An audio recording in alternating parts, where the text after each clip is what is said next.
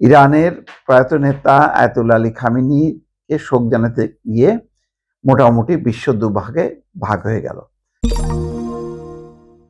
খামেনির জানাজায় শেষ পর্যন্ত 70টা দেশের প্রতিনিধি অংশ নিয়েছিল। প্রথমে বলা হচ্ছিল যে 100টা দেশের প্রতিনিধি আসবে, কিন্তু শেষ পর্যন্ত যুক্তরাষ্ট্রের চাপাচাপিতে অনেক দেশ আর পাঠায়নি।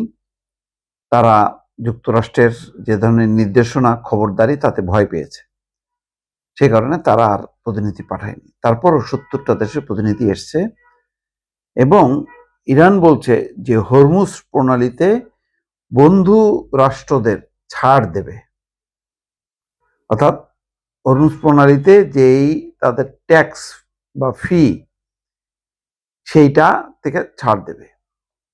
এখানে বলা হচ্ছে যে ইরানের প্রয়াত সর্বোচ্চ নেতা আয়াতুল্লাহ আলী খামেনির রাষ্ট্রীয় শোক এবং দাফনের আনুষ্ঠানিকতায় যোগ দেওয়ায় বিশ্বের 70টির বেশি দেশের প্রতিনিধিদের ধন্যবাদ জানিয়েছেন দেশটির পররাষ্ট্রমন্ত্রী আব্বাস আরাকচি। তিনি বলেছেন, এসব দেশের অংশগ্রহণ ইরানের সঙ্গে তাদের দ্বিপক্ষীয় সম্পর্কের ইতিহাসে একটি চিরস্থায়ী স্মৃতি হয়ে থাকবে। সামাজিক যোগাযোগ মাধ্যমে দেওয়া পোস্টে আরাকচি বলেন, আমাদের সর্বোচ্চ নেতা আয়াতুল্লাহ আলী খামেনির প্রতি সম্মান জানাতে 70টির বেশি দেশের প্রতিনিধি এসছে। এদের মধ্যে আমাদের বিশ্বস্ত আরব ভাইয়েরাও আছেন। তাদের এই উপস্থিতি ইরানকে আনন্দিত করেছে। এই কথা বলার একটা অর্থ আছে যে সাধারণত অনেক উপসাগরীয় দেশ, এই আরব দেশে যেখানে আমেরিকার স্থাপনা ছিল, সেই স্থাপনাগুলোতে হামলা করতে যে ক্ষেপণাস্ত্রের বেশ কিছু পাবলিক প্লেসে আসে এবং এটা নিয়ে তখন আরব দেশগুলো প্রতিবাদ করেছে। তারপরও ইরান বোঝানোর চেষ্টা করেছে যে এটার লক্ষ্য কোনো দেশ না, এটা লক্ষ্য হচ্ছে মার্কিন স্থাপনা। যেহেতু আমেরিকা বহু দূরের একটি দেশ, কাছাকাছি আছে তাদের স্থাপনা, সুতরাং স্থাপনাগুলো তাদের টার্গেট, এইটা তাদেরকে নিতে হচ্ছে।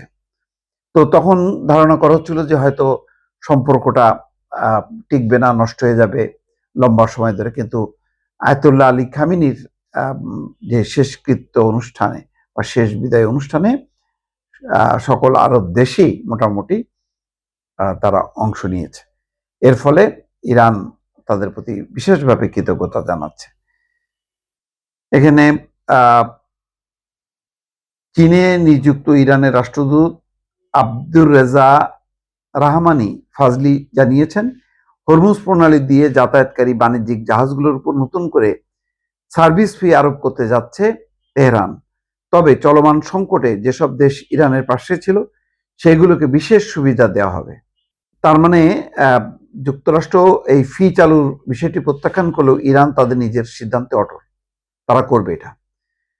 প্রথম 60 দিন বাণিজ্যিক জাহাজগুলো কোনো ফি ছাড়াই এই প্রণালী পার হতে পারবে, তবে ওই নির্দিষ্ট সময় পর কি নিয়ম কার্যকর হবে তা নিয়ে এখনো ধোঁয়াশা আছে। এই শেষকৃত্য অনুষ্ঠানে এটা ইরান দেখানোর চেষ্টা করছে যে ইরানের প্রতি মানে বিশ্বে কতগুলো দেশ আছে যারা ইরানকে বন্ধু মনে করে। তো এক ধরনের বিভক্তি দেখা গেল, যেহেতু পশ্চিমা দেশগুলো এখানে আসেনি, তাদেরকে আমন্ত্রণও জানান হয়নি, তার মানে ইরান এবং তার মিত্র বন্ধু তাদের সাথে সম্পর্ক রাখতে চায় এমন দেশগুলো একদিকে, আর অন্যদিকে পশ্চিমা দেশগুলো আর একদিকে, ভাগাভাগি হয়ে গেল বিশ্ব। ইরানের প্রয়াত নেতা আয়াতুল্লাহ আলী খামেনিকে শোক জানাতে গিয়ে মোটামুটি বিশ্ব দুভাগে ভাগ হয়ে গেল। তো এটাই হয়তো ছিল, সেটা আরো খামেনির এই মৃত্যুর মধ্য দিয়ে তার শেষ বিদায় অনুষ্ঠানে কোন দেশ আসলো আর কোন দেশ আসলো না, এটা দিয়েও একটা ধারণা পাওয়া যায় যে ইরানের প্রতি বন্ধুভাবাপন্ন দেশের সংখ্যা কয়টি আছে।